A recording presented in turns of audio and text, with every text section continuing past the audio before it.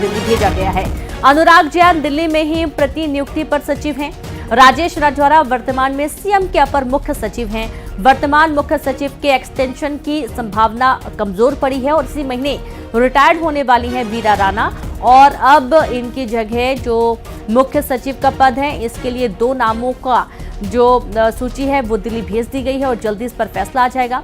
सरकार की तरफ से 2 नाम दिल्ली भेजे गए हैं। वो 2 नाम अनुराग जैन और राजेश राजौरा बताए गए हैं। अनुराग जैन दिल्ली में ही प्रतिनियुक्ति पर सचिव हैं। राजेश राजौरा वर्तमान में सीएम के अपर मुख्य सचिव हैं। वर्तमान मुख्य सचिव हैं वीरा राणा, जिन्हें एक्सटेंशन किए जाने की बात कही जा रही थी, लेकिन ये संभावनाएं थोड़ी सी कमजोर पड़ती हुई नजर आ रही हैं और इस महीने रिटायर्ड होने वाली वीरा राणा के बाद अब यहां पर राजेश राजौरा, जो कि इस वक्त वर्तमान में सीएम के अपर मुख्य सचिव हैं, उन्हें या तो बनाया जा सकता है या फिर अनुराग जैन का नाम भी सामने आ रहा है। संवाददाता शैलेंद्र भदौरिया जुड़ गए हैं। शैलेंद्र, जल्दी नए मुख्य सचिव का जो नाम है वो स्पष्ट हो जाएगा। 2 नाम दिल्ली भेजे गए हैं।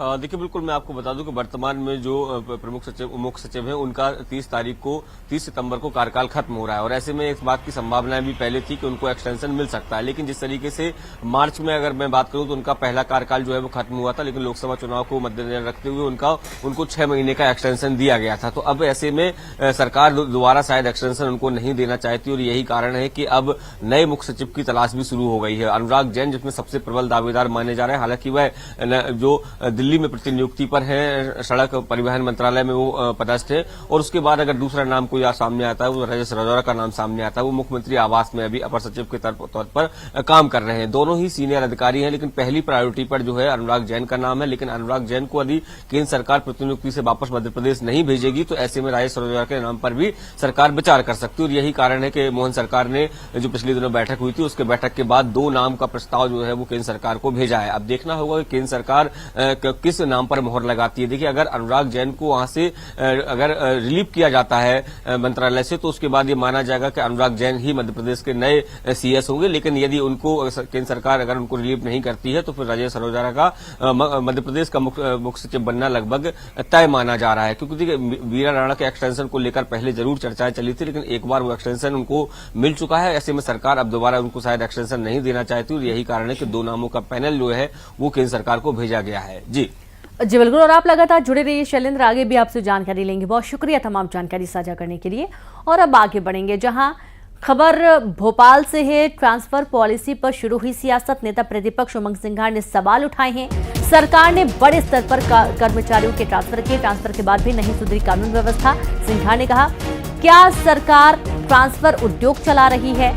बीजेपी का नेता प्रतिपक्ष उमंग सिंघार पर पलटवार। जिसकी सरकार में जैसा होता है वो वही सोचता है। कमलनाथ सरकार में तबादला उद्योग चलता था, एक दिन एक अधिकारी का 4 बार होता था ट्रांसफर, और वही सोच कांग्रेस की बनी हुई है।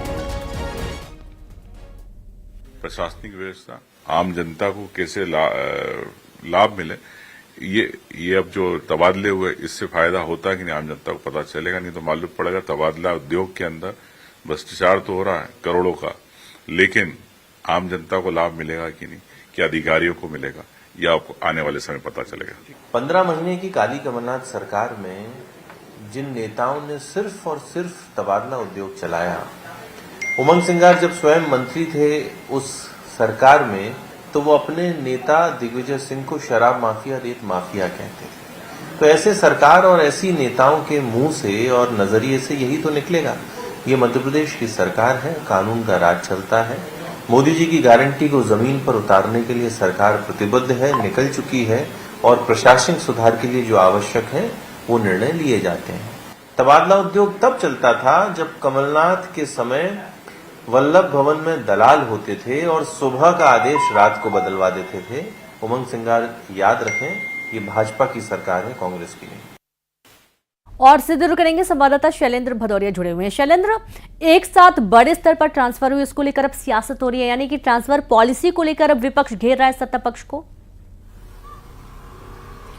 देखिए बिल्कुल मैं आपको बता दूं कि पिछले 2-3 कैबिनेट से लगातार इस बात को लेकर चर्चा चल रही है कि मध्य प्रदेश में ट्रांसफर पॉलिसी को प्रस्ताव को मंजूरी मिल सकती है, लेकिन 2-3 कैबिनेटों की मैं बात करूं तो पिछले 2-3 कैबिनेट से ट्रांसफर पॉलिसी को मंजूरी नहीं मिली, लेकिन उसके बावजूद भी मध्य प्रदेश में पिछले 1 महीने में 300 से अधिक अधिकारी कर्मचारियों को ट्रांसफर कर दिए गए और उसी बात को लेकर अब नेता प्रतिपक्ष जो है वो सवाल खड़े कर रहे हैं, कह रहे हैं कि जो मध्य प्रदेश सरकार है वो ट्रांसफर कर रही है, उनका अधिकार है, लेकिन उसके बदलाव जो हो रहे हैं उससे मध्य प्रदेश की जनता को क्या फायदा मिल रहा है। न तो मध्य प्रदेश में कानून व्यवस्था सुधर रही है और न प्रशासनिक व्यवस्थाएं सुधर रही है, तो ऐसे में ये ट्रांसफर आखिर किस लिए किए जा रहे थे कि ट्रांसफर जो है वो जनता के हित के लिए किए जाते हैं कि कोई अधिकारी अगर ठीक काम नहीं कर रहा तो उसकी जगह एक नए अधिकारी को पदस्थ किया जाता है ताकि वहां की व्यवस्था सुधर सके, लेकिन इस तरह के हालात मध्य प्रदेश में देखने को नहीं मिल रहे हैं। तो आखिर क्या भ्रष्टाचार के लिए ये पूरे ट्रांसफर किए जा रहे हैं, इस तरह का आरोप जो है वो कांग्रेस की तरफ से लगाया जा रहा है। बिल्कुल शैलेंद्र, आपको रोकना चाहेंगे, हमारे साथ बीजेपी प्रवक्ता पंकज चतुर्वेदी जुड़ गए हैं। पंकज जी, बहुत स्वागत है आपका न्यूज 18 पर।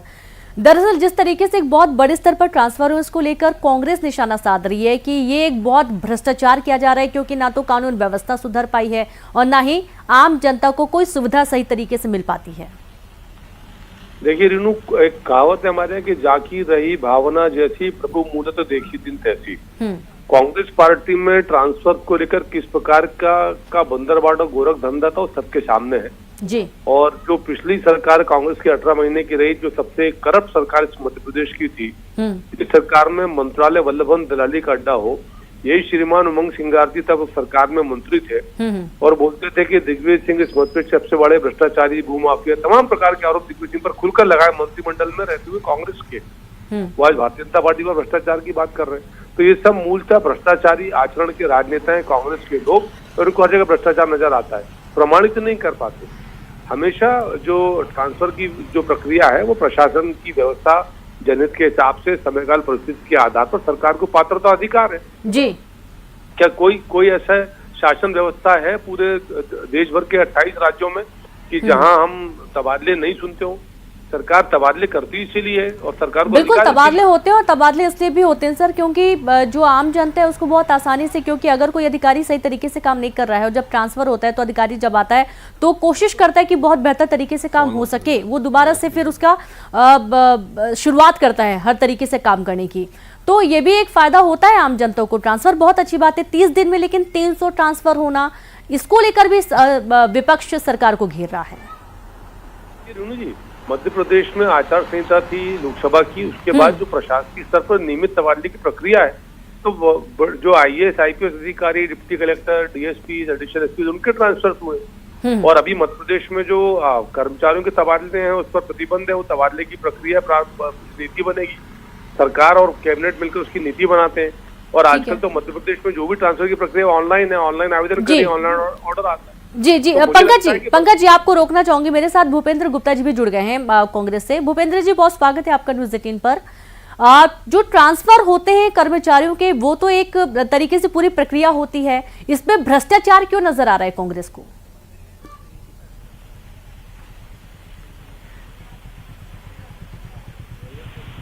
भूपेंद्र जी, आप मुझे सुन पा रहे हैं क्या? हेलो भूपेंद्र जी, आप मुझे सुन पा रहे हैं? नीलाभ शुक्ला बोल रहा हूँ। हेलो जी शुक्ला साहब, सवाल यही है। नीलाभ शुक्ला बोल रहा हूँ। जी जी नीलाश जी, सवाल यही है कि आखिरकार ये जो ट्रांसफर उद्योग की बात कही जा रही है कांग्रेस की तरफ से, जी जो ट्रांसफर की प्रक्रिया है वो तो लगातार होती रहती है सरकार में, और एक टाइम के बाद ट्रांसफर होते ही हैं ताकि व्यवस्थित किया जा सके, तो इसमें क्यों भ्रष्टाचार नजर आ रहा है कांग्रेस को? देखिए सीधी बात है, भारतीय जनता पार्टी बड़े पैमाने पर ट्रांसफर उद्योग चला रही है। देखिए आज भी कानून व्यवस्था जर्जर होती है, प्रदेश में कहीं काम नहीं हो रहा है, सरकारी अधिकारी मनमानी कर रहे हैं, भाजपा के नेता ट्रांसफर उद्योग में लगे हुए हैं। सीधी बात है, आप देखिए पूरे प्रदेश में कहीं भी आपको देखें, चाहे कानून व्यवस्था का देख लें आप, या कहीं भी किसी भी कार्यालय में देखिए आप, कहीं भी कार्य सुचारू रूप से नहीं हो रहे, जनता के कार्य नहीं हो रहे, आम जनता भटक रही है, लेकिन यहाँ पर अधिकारियों को ट्रांसफर करने का उद्योग चलाया जा रहा है। जी नीलाभ जी, बहुत शुक्रिया आपका हमसे जुड़ने के लिए और माफी गलत नाम लेने के लिए, और साथ ही पंकज जी आपका भी बहुत शुक्रिया। शैलेंद्र, शुक्रिया तमाम जानकारी साझा करने के लिए।